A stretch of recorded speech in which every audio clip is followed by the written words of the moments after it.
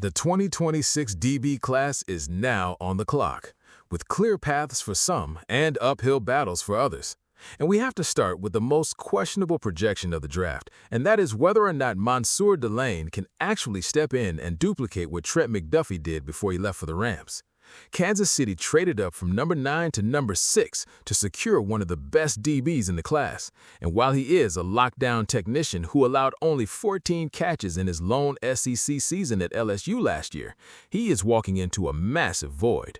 If he cannot replicate that all-pro consistency, the Chiefs' secondary could be in trouble. And he might flash in preseason highlights, but until we see him getting targeted in McDuffie's old role, his statistical output is a total wild card.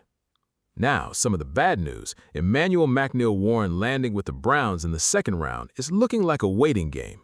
Cleveland traded up to pick 58 to grab the former Toledo standout, but they already have a veteran-heavy room with Grant Delpit and Ronnie Hickman penciled in. McNeil-Warren is an elite talent who led the MAC with one heck of a peanut punch to dislodge the man from the football. But we have seen the story where rookie safeties wait behind established veterans in Jim Schwartz's system, and unless there is an injury, his path to being a high-impact factor is looking pretty murky in the short term.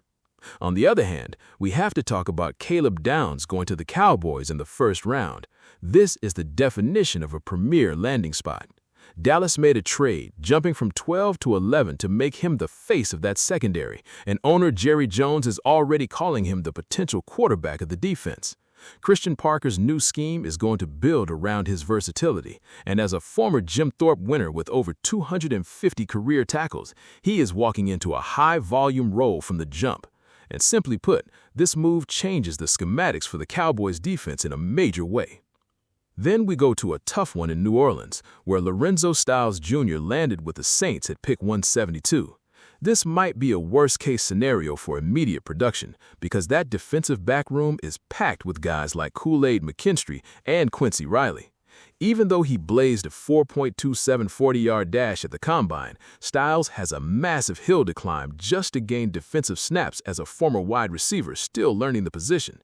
It is a major roadblock for a guy who has the athletic profile, but just does not have the clear path to a high snap share right now. But then you look at the Bears grabbing Thieneman at number 25, and that is pure gold. Thieneman is walking into a situation where he is now one of the clear-cut centerpieces in a secondary that gave up over 4,000 yards last year.